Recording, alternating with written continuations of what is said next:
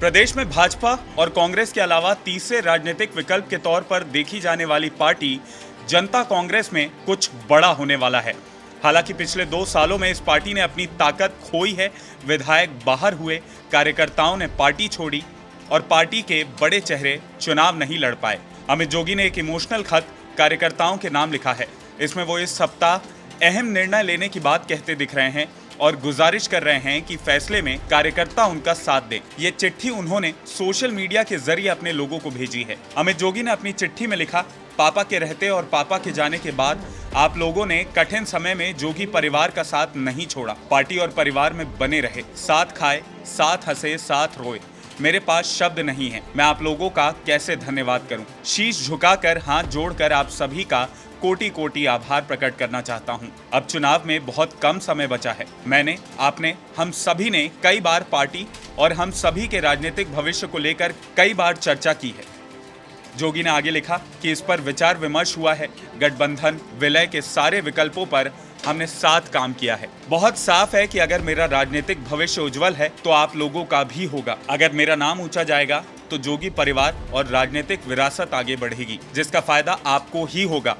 अब हम और रुक नहीं सकते, ये निर्णय की घड़ी है। दोनों राष्ट्रीय दलों से टक्कर लेने में हमें संसाधन, सामर्थ्य, चेहरा और रोल मॉडल की आवश्यकता होगी। एक ऐसी कड़ी जिसको स्वयं जोगी जी ने अपने रहते ही जोड़ा था और अब हम इस कड़ी से जुड़कर और मिलकर छत्तीसगढ़ में 2023 में अपनी सरकार बनाएंगे। खत में उन्होंने आगे लिखा, मैं इस संबंध में आप लोगों से ये विनती करता हूं और वादा करता हूं कि जो भी निर्णय हम इस हफ्ते लें उसमें आप मेरे साथ खड़े रहेंगे। मैं विश्वास दिलाता हूं आपका भविष्य अब केवल और केवल उज्जवल ही होगा। जय छत्तीसगढ़। तो अमित जोगी के इस खत के आखिर मायने क्या हैं? अमित जोगी ने कुछ बड़े इशारे खुद ही इस खत में दे दिए हैं।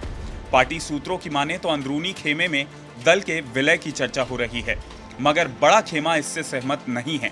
अब अमित जोगी की लिखी बातों के मायने समझिए। उन्होंने लिखा है कि अगर मेरा नाम ऊंचा जाएगा तो जोगी परिवार और राजनीतिक विरासत आगे बढ़ेगी। जूनियर जोगी खुद को प्रोजेक्ट कर रहे हैं।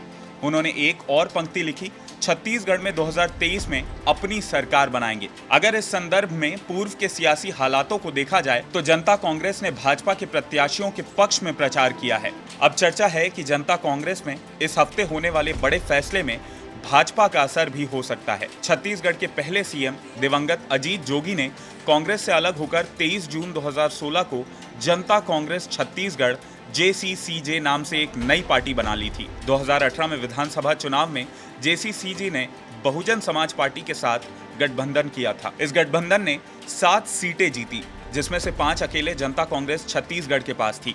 कई सीटों पर पार्टी के प्रत्याशी दूसरे स्थान पर रहे। मई 2020 में जनता कांग्रेस विधायक अजीत जोगी का निधन हो गया। मरवाही में उपचुनाव हुए और कांग्रेस जीत गई। उसके बाद खैरागढ़ विधायक देवव्रत सिंह के निधन के बाद खैरागढ़ में उपचुनाव हुआ और वहां भी कांग्रेस जीत गई।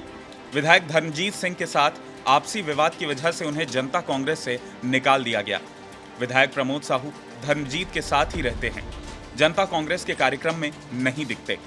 अब मौजूदा समय में एक ही विधायक जनता कांग्रेस के साथ है और वो खुद दिवंगत अजीत जोगी की पत्नी डॉक्टर रेणु जोगी ही हैं। इसके पहले विधानसभा चुनाव 2023 की तैयारियों में जुटी छत्तीसगढ़ जनता कांग्रेस को बिलासपुर में बड़ा झटका लगा था। यहां प्रदेश सचिव, महिला और युवा विंग के ऑफिस बियरर्स के साथ ही करीब 400 कार्यकर्ताओं ने पार्टी छोड़ दी थी। इसके साथ ही इन्होंने पार्टी के प्रदेश अध्यक्ष अमित जोगी पर निष्क्रियता के आरोप लगाए थे। सभी ने कह दिया कि अब इस पार्टी में नेतृत्व का अभाव साफ नजर आने लगा है। अब देखना होगा कि अमित जोगी इस हफ्ते आखिरकार क्या फैसला लेते हैं। चर्चा तो ये है कि अमित जोगी तीसरे मोर्चे के तौर पर खुद को बड़े नेता के तौर पर प्रोजेक्ट कर सकते हैं, लेकिन इससे पार्टी को आखिर कितना और क्या फायदा होगा ये तो आने वाले चुनाव ही बताएंगे। आज के लिए इस वीडियो में इतना ही। अगर आपको ये वीडियो पसंद आया हो तो इसे ज़्यादा से ज़्यादा लाइक और शेयर करें और IBC 24 के हमारे YouTube चैनल खबर विभाग को ज़रूर सब्सक्राइब करें। नमस्कार।